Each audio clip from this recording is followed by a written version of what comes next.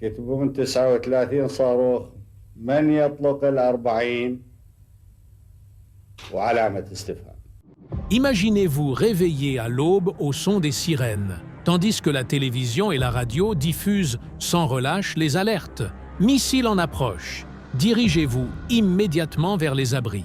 C'est ce qu'ont vécu les Israéliens en janvier 1991, lorsque Saddam Hussein lança 39 missiles Scud en direction de leur ville. Dans l'une des attaques les plus inquiétantes de l'histoire du Moyen-Orient, ces missiles n'étaient pas de simples armes militaires, mais une pièce maîtresse d'un jeu politique dangereux, dans le cadre de la tentative de Saddam Hussein d'entraîner Israël dans la Seconde Guerre du Golfe, afin de semer le chaos au sein de la coalition internationale dirigée par les États-Unis.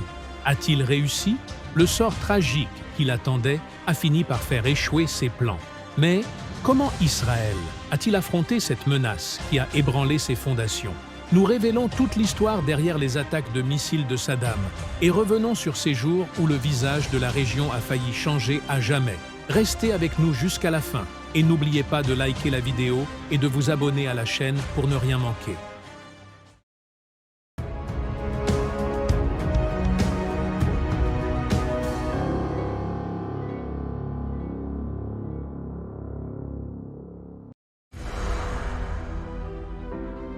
Les relations entre l'Irak et Israël ont toujours été marquées par la tension depuis la proclamation de l'État d'Israël en 1948.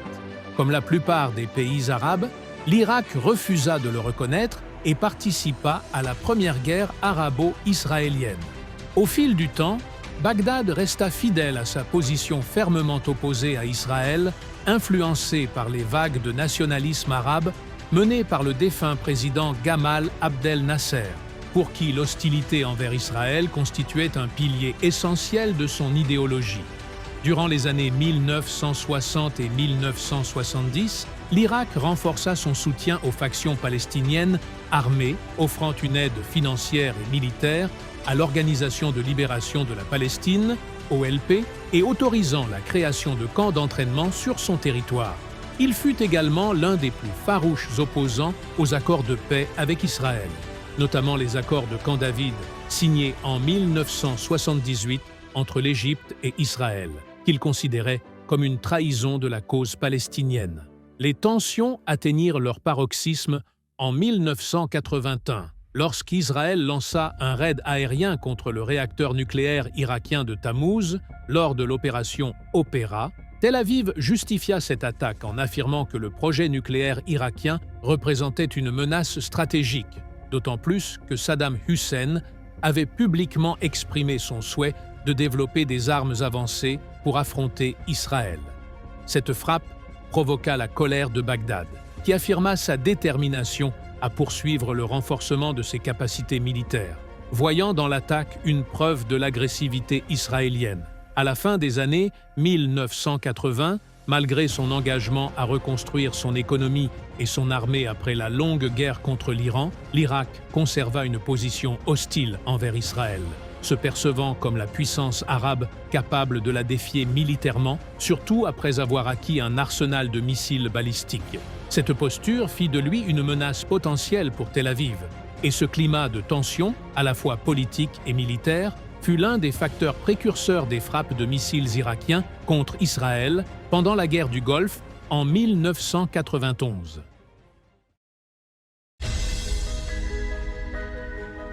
Lors de l'un des épisodes les plus controversés de la Seconde Guerre du Golfe, en 1991, l'Irak, dirigé par Saddam Hussein, mena une série d'attaques de missiles contre Israël, en utilisant des missiles Scud modifiés. Ces frappes constituaient une réaction directe à l'intervention militaire américaine et alliée au Koweït. Mais elles portaient aussi une dimension stratégique et politique complexe, qui poussa Bagdad à franchir ce pas audacieux. L'objectif de l'Irak était d'étendre le champ du conflit et de déstabiliser la coalition internationale en attaquant Israël, dans l'espoir de provoquer une riposte israélienne qui pousserait les pays arabes à reconsidérer leur participation au sein de la coalition menée par les États-Unis. À cette époque, l'Irak faisait face à une vaste coalition internationale après son invasion du Koweït, et le régime de Saddam Hussein cherchait à créer une fracture dans les rangs arabes en forçant Israël à entrer dans le conflit, ce qui aurait pu entraîner le retrait de certains pays arabes tels que l'Arabie saoudite ou l'Égypte. Les attaques de missiles commencèrent le 17 janvier 1991 et se poursuivirent pendant plusieurs semaines. L'Irak lança près de 39 missiles en direction de villes israéliennes, comme Tel Aviv et Haïfa. Bien que plusieurs missiles aient touché des zones civiles, causant des dégâts matériels considérables, les pertes humaines restèrent limitées, en grande partie grâce à la préparation d'Israël et à son système d'alerte précoce qui permit aux habitants de se réfugier rapidement. Pour Israël, ces attaques représentaient un défi majeur, car elles subissaient une agression directe sans être officiellement partie au conflit. Malgré les pressions internes en faveur d'une riposte militaire, le gouvernement israélien, dirigé alors par Yitzhak Shamir, choisit de faire preuve de retenue à la demande des États-Unis, craignant qu'une réaction israélienne ne provoque l'effondrement de la coalition arabe contre l'Irak. Au lieu d'une riposte militaire, Israël compta sur les systèmes de défense aérienne Patriot déployés pour tenter d'intercepter les missiles irakiens avec une efficacité limitée. L'objectif stratégique de Saddam Hussein était donc d'impliquer Israël dans la guerre et de raviver les tensions régionales. Cependant, la maîtrise diplomatique des États-Unis empêcha ce scénario de se concrétiser. Malgré tout, ces attaques marquèrent un tournant dans l'histoire des conflits régionaux.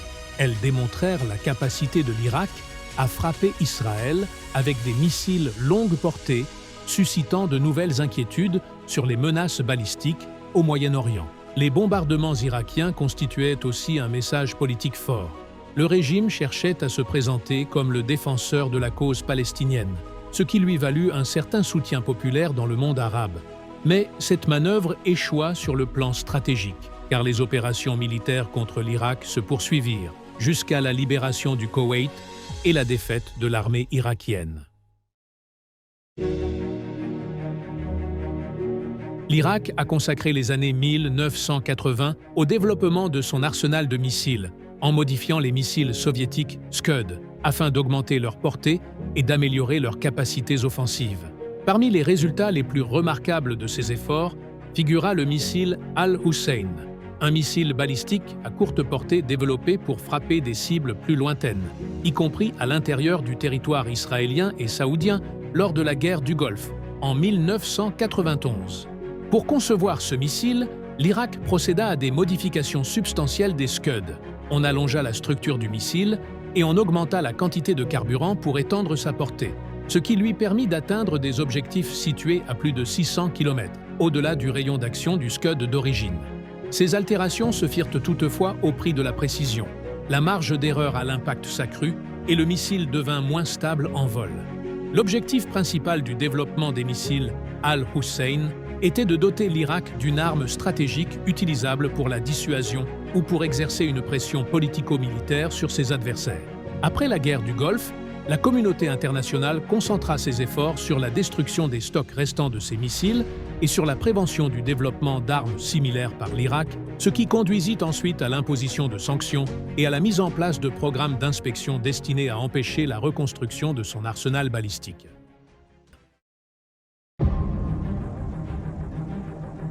Les États-Unis prirent des mesures rapides pour soutenir Israël, notamment en déployant des batteries de missiles Patriot avancées sur le territoire israélien, afin d'intercepter les missiles irakiens et de réduire les dégâts causés par les bombardements.